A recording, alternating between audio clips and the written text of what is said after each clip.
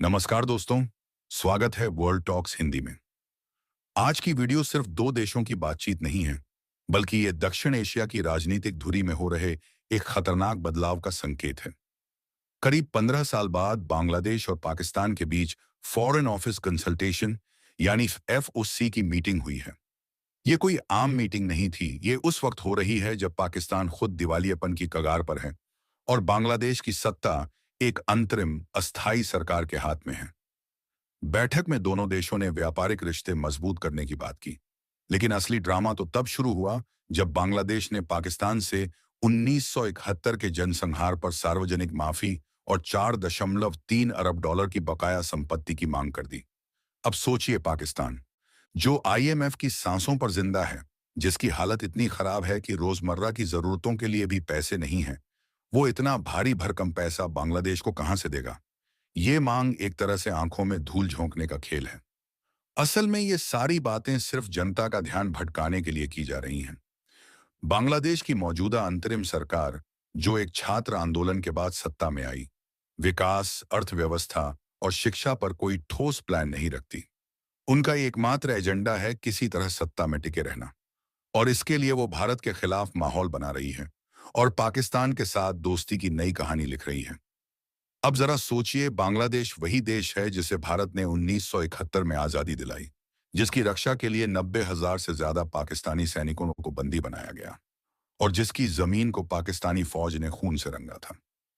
आज वही बांग्लादेश पाकिस्तान से माफी मांगने का नाटक कर रहा है और दोस्ती की राह पर चल पड़ा है। क्या ये सिर्फ कूटनीतिक बदलाव है?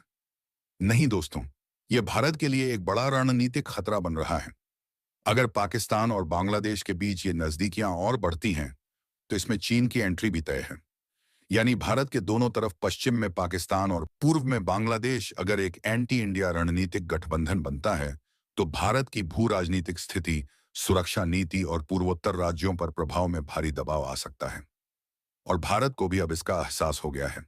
भारत ने हाल ही में बांग्लादेश के लिए ट्रांसशिपमेंट सुविधा बंद कर दी, जो पहले बांग्लादेशी माल को भारत के जरिए दुनिया भर में भेजने में मदद करती थी। इस फैसले से बांग्लादेश सरकार पहले तो बोली है, हमें फर्क नहीं पड़ेगा, लेकिन हकीकत यह है कि खुद बांग्लादेश के अधिकारियों ने माना है, इससे 2,000 करोड़ रुपए का नुकसान हुआ है।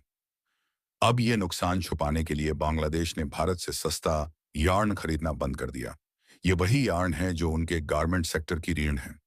और मजेदार बात यह है कि बांग्लादेश के खुद के टेक्सटाइल इंडस्ट्री के बड़े बड़े लोग कह रहे हैं कि यह फैसला खतरनाक साबित होगा, लेकिन सरकार को फर्क नहीं पड़ता, क्योंकि अब वो जनता की भलाई नहीं, पाकिस्तान और चीन की नजदीकियों से ताकत पाना चाहती है।